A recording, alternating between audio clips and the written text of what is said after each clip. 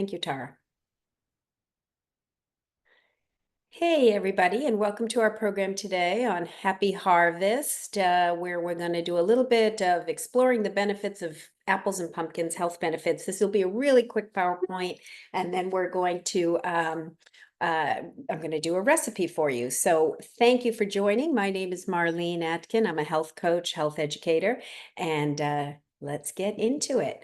So apples, we're going to start with apples, the amazing apple. It's one of the world's most popular fruits. 700 different varieties of apples grown worldwide, and I'm sure that's changing all the time while they're doing all these hybrids and things. And about 2,500 oh, sorry, it was about 7,000, I think, and about 250 varieties in the US alone. The US is actually the second largest producer of apples. China is first, the US is second. And that's really kind of an interesting thing because the only apple that was actually native to the US was the crab apple. So they've all been brought here from other places. But apples are a really wonderful, perfect little snack fruit. An average apple is going to give you about 1.5 cups of a fruit serving, under 100 calories, some great vitamins and potassium and fiber. So really wonderful little snack. And the health benefits of apples are many, and so fiber being one of the most important ones, especially when you leave the skin on. Apples are really high in dietary fiber, and that helps to aid in digestion, can regulate blood sugar. So apples are actually a reasonable choice for even somebody who has blood sugar issues, and it promotes fullness, satiety. So you feel a little fuller with foods that have high levels of fiber. Has a lot of antioxidants, including quercetin and vitamin C, things that help protect our cells from oxidative damage and help to keep your immune system boosted. They're heart healthy. The soluble fiber, it's called pectin in apples, can actually help reduce your cholesterol levels. And they're linked to lower blood pressure because of their potassium content as well. In terms of your gut, the fiber in apples acts as a prebiotic. It feeds that gut bacteria, and that can help improve your overall gut health, which we're learning more and more is so important. So a really, really healthy food to pick. And when it comes to the best apples for cooking, there are so many different varieties, but the green one you see here is a Granny Smith. It's tart, it's firm, it's great for pies and for baking. Honey Crisps have a nice balance of firmness and for sauces and salads. Brayburns hold up in baked dishes, and Fuji. And of course, Macintosh is a big popular apple in the New England region. It does soften up quite a bit during cooking, but great for apple sauces and things like that. So those are the benefits of apples, and there's all your different varieties that we just went through that are, good for different things and have different taste profiles as well. So that is the amazing apple. And so let's get into pumpkins. So when it comes to pumpkins, there are quite a few varieties too. Here's a few little pumpkin factoids that we can look into here. Pumpkin pie, favorite dessert. It'll be coming up for Thanksgiving. They originated in the Americas, in Central America. If you didn't know, Illinois, in Morton, Illinois, pumpkin capital of the world. And I don't know if the fair has already taken place around Topsfield, but they usually have a pretty large pumpkin, but the largest one ever was 2,624 pounds. So, pumpkin is kind of ubiquitous with fall and Halloween and Thanksgiving, and it's pretty much everything pumpkin. And pumpkin itself is a nutritional superfood. It's high in vitamins, particularly vitamin A, beta carotene, which actually converts to vitamin A. It's really good for your eye health and for your immune support. Antioxidants, the carotenoids in pumpkins help reduce inflammation, can help prevent cell damage. It's a low calorie, high fiber food. It's nutrient dense, but the calories aren't that high, so it makes it a really filling option for weight management. And the fiber content aids in digestion, helps you stabilize your blood sugar, helps you feel full. And it's good for your heart. There's potassium potassium and fiber in pumpkin. They both support your heart health by helping to regulate your blood pressure and lower your cholesterol levels. Lots of good reasons to include pumpkin. In addition, pumpkin seeds themselves, the pumpkin seeds are edible as well, and they have zinc in them. They have protein content in them. So pumpkin seeds or pepitas are also really wonderful for your health. And there are certain pumpkins, the best pumpkins for cooking are what's going to be either a sugar pumpkin or it's going to say a pie pumpkin. They're small and dense and ideal for pies and for roasting. So that 2,600-pound pumpkin probably wouldn't be something you're eating. And then there's the Cinderella pumpkin, it's called. It's very deep orange flesh, and that's really good for soups and for roasting. Real quick, if you want to take a screenshot of this. This is just some instructions on how you would go about roasting your own pumpkin. I mean, these days there's a lot of choices in the grocery of canned pumpkin. So if you want to use canned pumpkin rather than roast and make your own, that's perfectly acceptable. That's what we'll be doing today. The thing with that is you want to make sure you're getting pure pumpkin and not pumpkin pie filling, because a pumpkin pie filling might already have sweeteners and other things added to it. So it's pretty easy to just get a canned pumpkin. But if you have pumpkins and you don't want to throw them out and you get those little sugar pumpkins, you can certainly just cut them, roast them, and you could take out the seeds and roast the seeds as well. So that is how to roast a pumpkin. Today, as soon as we finish here, we're going to make a combo apple and pumpkin combo. So we're using the best of both of those fruits to make this recipe. So I'm going to leave this up for just a minute. If you want to screenshot this recipe. And I know we are also recording this, so wherever you go to see it after it's been recorded, you can also get it there. But we're going to be doing a combo using both pumpkin and apple to make some muffins this morning. And these muffins are pretty healthy little treat or snack, or you could use them as part of a pretty healthy breakfast. They will come in at about 140 calories and only 3 grams of fat. That's mostly from the walnuts if you choose to put them in. 3 grams of protein, 4 grams of fiber. There'll be 9 grams of sugar, but that's again mostly from naturally occurring sugar in the apple, as well as I'm going to use some maple syrup today. And then vitamin A, of course, which is the beta carotene in the pumpkin. It helps you increase your vitamin A. It's about 70% of your vitamin A daily value. Vitamin C, calcium, and iron. So again, these little pumpkin apple spice muffins would make a nutritious, fiber-packed snack or breakfast. And a little healthy one. So I am going to stop sharing this. Hopefully you grabbed a screenshot. Here we go. And let's go full screen here. So you can, welcome to my kitchen. Let's see, Tara, I see the Andrea's blackout screen as a full screen. I don't know why that is. Usually I can see my whole screen. I guess my view is the speaker view. Okay, well, as long as you all can see my full screen, my kitchen setup here. Oh, there it is. Thank you. Thank you. Great. Okay. So we're going to do those pumpkin apple spice muffins here. So I've got all my little ingredients out. And what I love about this recipe is pretty much every ingredient going into it has its own health benefits in and of itself.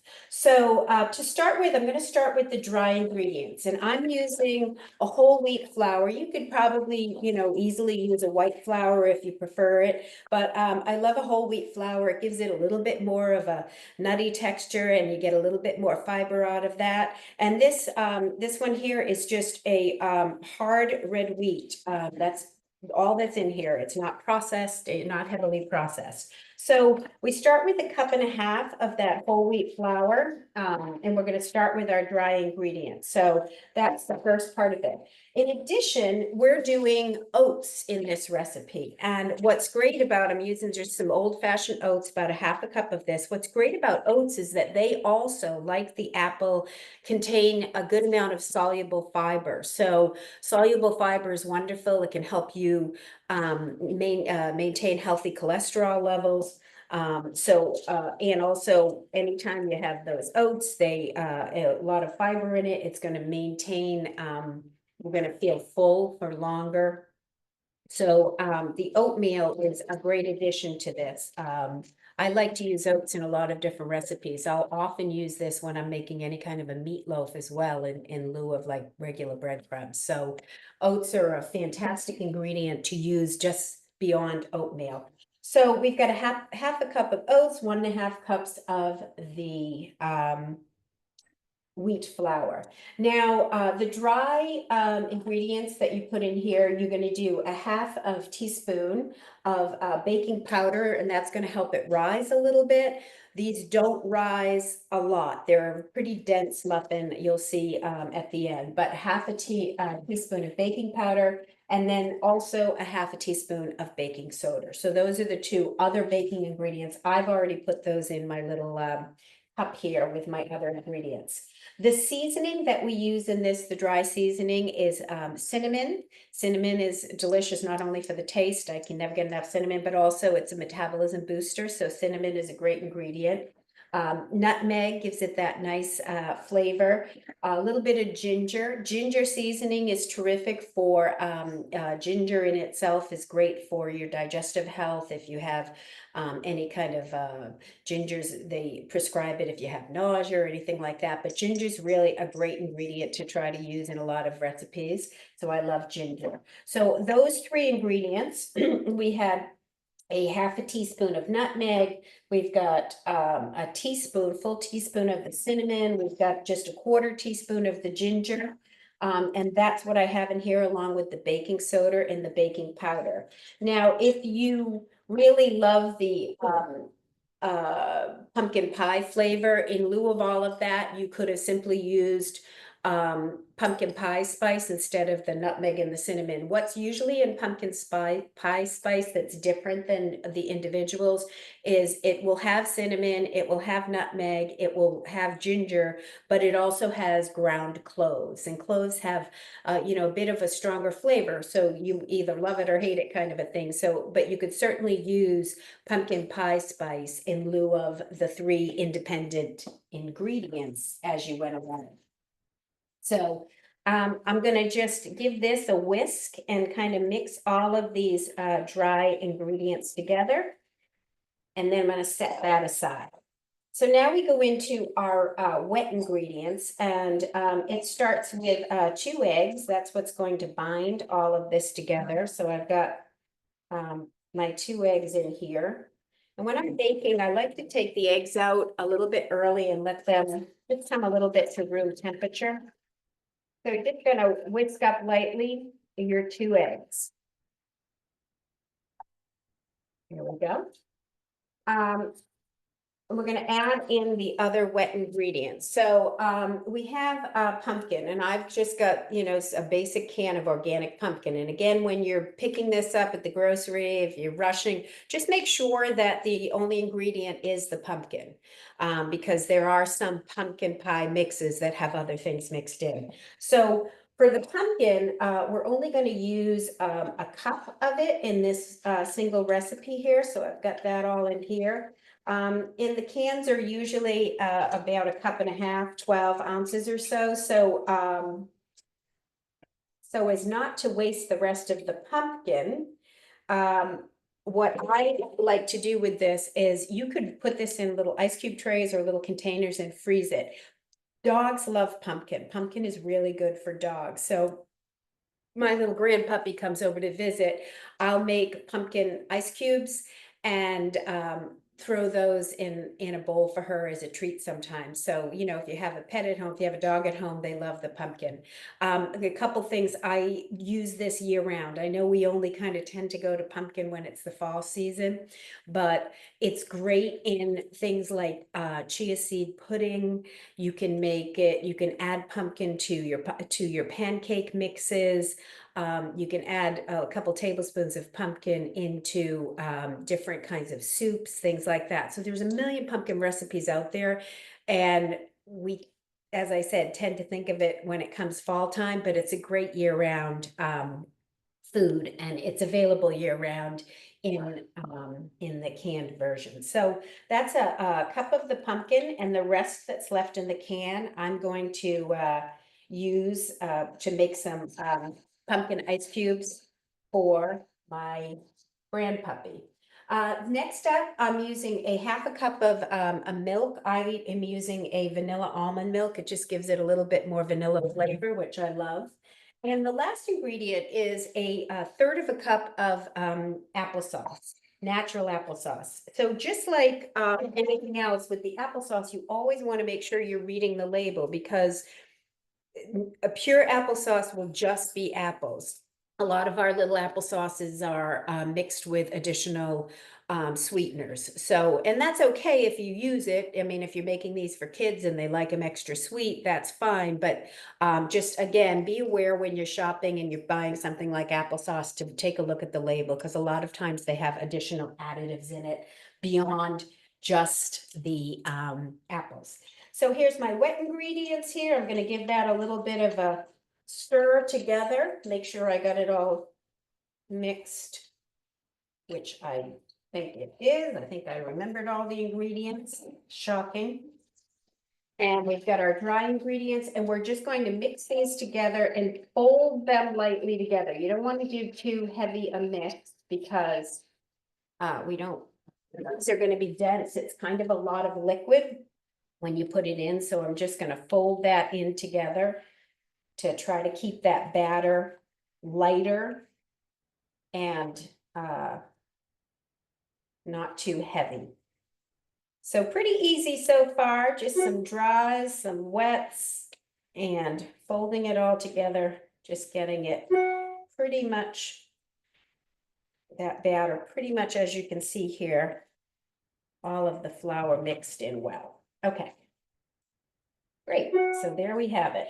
So from here, we're going to do our add-ins. Now, the recipe that I posted calls for optional walnuts and diced apples. So I've got a green apple here that I diced up, and it's pretty small dice. You know, I just, you don't want huge chunks, so it's a pretty small dice. So I'm going to fold in the diced apple to start with.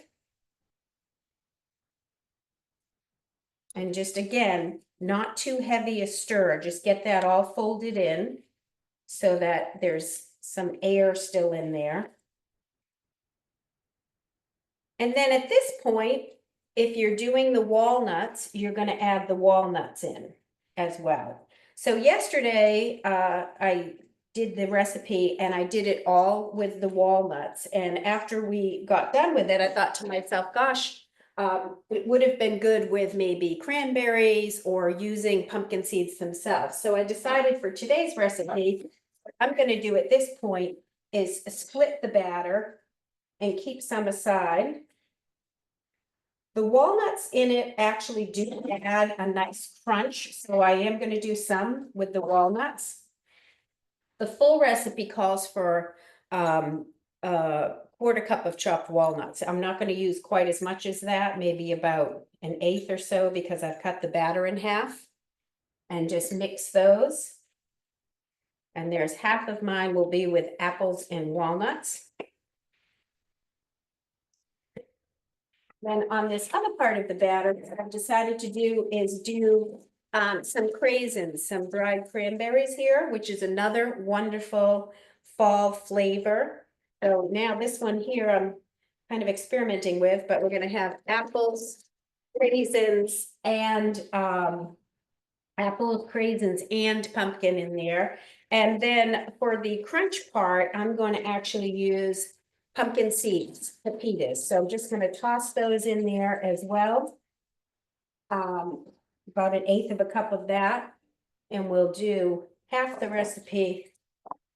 And I just love even the colors and the look of it. You've got the greens and the burgundies and the oranges and just the look of it. So I'm really excited to try experiment with this recipe as we go on.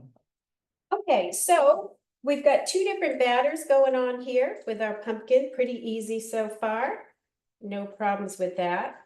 And this would make 12 cupcakes. I only use I like a bigger cupcake pan, so I'm using my 6 pan. And what I have found is you could spray them with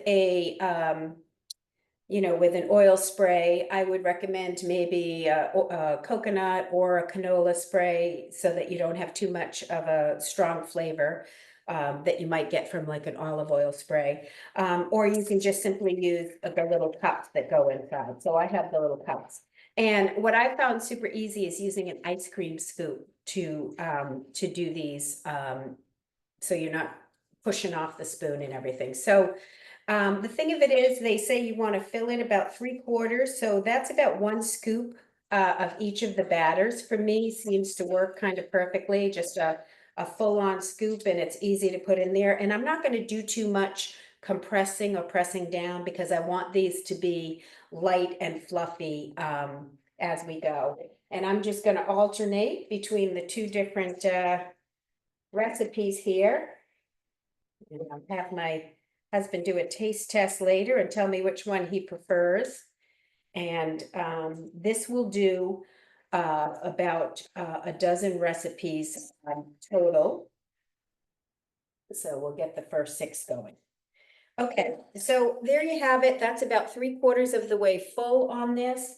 I'm gonna preheated my oven to I think it was 350 here, 350. And these are gonna go in and they're gonna be probably around 25 minutes or so. You want to test them, throw the toothpick in the middle, pull it out, make sure that it's clean before, and that'll tell you that they're done. And then really you want to cool them really well on a wire rack when they're done before you try to peel that off, because they are kind of dense and crumbly, so they will kind of come apart on you with that. So I'm just gonna pop this over here. And we'll start with that, and then I have the rest of the batter for the next round we've got going on here. And I just want to show you all, these are the ones that I made yesterday. So as you can see up close here, they do come out kind of, they're like a lumpy, they're not a super smooth, they're a little bit lumpy. You can see the flakes from the oatmeal because you don't want to really grind that. That's why using a good old-fashioned oatmeal, not like instant oats, I think is better because you'll get that flaky texture that'll continue with the recipe. And let them cool completely. And I just want to peel one of these here so you can see what the size is. So this is an average size muffin. I know in the age of supersizing, when you go in and buy a muffin in the grocery store or at Starbucks, whatever, they're pretty much about 3 times the size of this. And so that's why when you look at the calorie count on muffins like that, they usually average somewhere between 400 to 700 calories in a muffin when you buy it. So again, portions and things like that, portion distortion is a real thing. So this is an average size muffin. This is basically, 20 years ago, if you went into a store, you'd get a muffin, it would be about this size. So here's our muffin. I want to just cut into that so you can see the density of it. And hopefully you can see that inside. You're going to have all that moisture from the apples. Now the Granny Smith, I think, is a super choice for this recipe because it does hold up in the baking. It's not going to get mushy. If you've baked with Macintosh, they have a tendency to throw a lot of moisture into a recipe. and they get very mushy. So you want to make sure you're choosing an apple that will hold up to the baking. And having left the skin on, I get all that extra fiber, but it also gives it still a little bit more bite and a little bit more crunch. But here it is at the end of it. There is our combo apple and pumpkin recipe with our muffins. So we've got a couple minutes here. I'm going to hopefully, if anybody has any questions, I'm going to open up a chat box. Sorry, I should have done that earlier in case you had any questions. If you have any questions about the recipe or the ingredients or questions in general about our wonderful fall fruits, you can throw that up in the webinar